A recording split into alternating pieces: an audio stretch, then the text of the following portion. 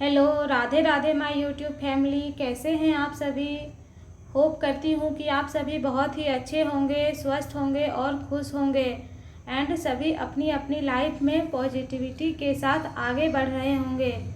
मैं भी ठीक हूँ।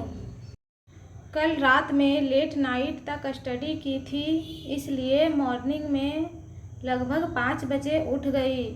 उसके बाद फिर बेटी को दूध पिला ली और फिर फ्रेश होकर अपनी स्टडी के लिए बैठ गई। यहाँ पर अपने साइंस के नोट्स को रिवाइज कर रही थी। मेरा घर रोड के बिल्कुल साइड में है, इसलिए हमेशा यहाँ पर कुछ न कुछ साउंड आते रहता है और पास में ही रेलवे स्टेशन भी है। इसका भी हॉर्न हमेशा आता है, इसलिए हमेशा डिस्टरबेंस होता रहता है। नाइट में ही थोड़ा सा शांति रहता है, नहीं तो दिन भर बहुत सारे हॉर्न आते रहते हैं। तो मॉर्निंग में 1 आवर स्टडी कर ली। उसके बाद फिर अपने डेली रूटीन की तरह सारे काम फिनिश की और फिर फ्रेश होकर नहाने चली गई। आज बेटी की स्कूल में छुट्टी थी। इसका 2nd और 4th सैटरडे छुट्टी रहता है हर मंथ। उसके बाद फिर पूजा करके डायरेक्ट किचन में आ गई। सुबह बहुत ही जल्दी रहता है काम का, लगता है कि कितनी जल्दी सारे काम हो जाए कि फिर अपने दूसरे काम यानी कि स्टडी करने चली जाऊं।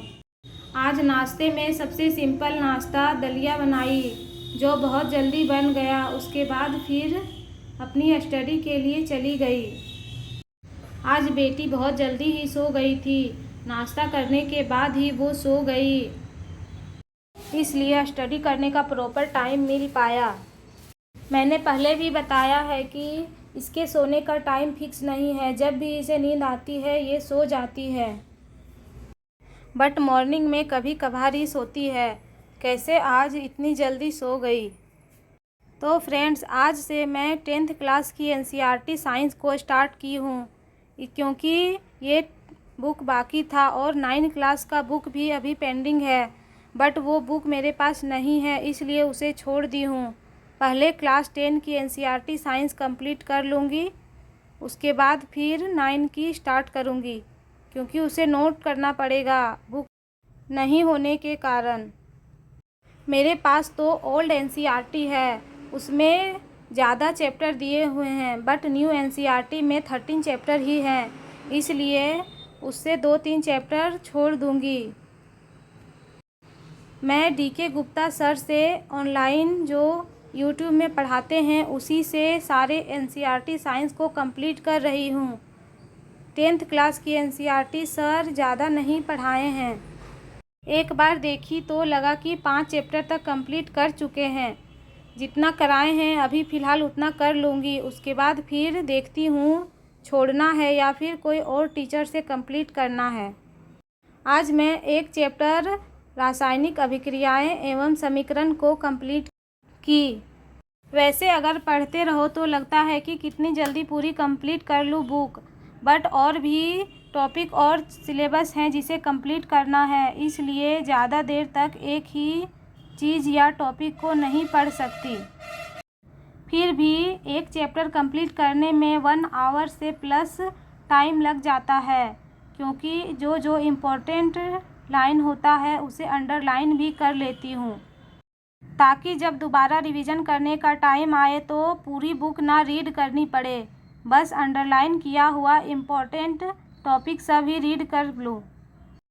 उसके बाद मैं थोड़ी देर यहाँ पे छोड़ दी थी, क्योंकि बेटी को दूध भी पिलाना था और छत से कपड़े भी लाने थे, इसलिए थोड़ी देर स्टडी करने के बाद बुक रख दी।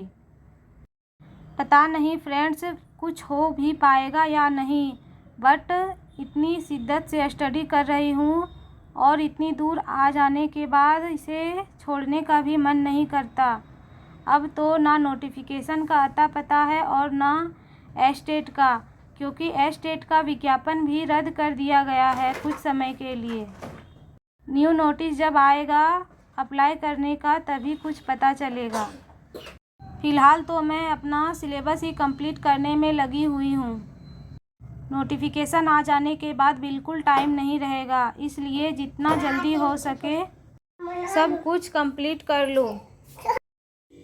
1 आवर प्लस स्टडी करने के बाद मैं उठ गई थी, क्योंकि मैंने कुछ काम रखे थे जो मुझे कंप्लीट करने थे, इसलिए उसे ही कंप्लीट करने के लिए उठ गई थी।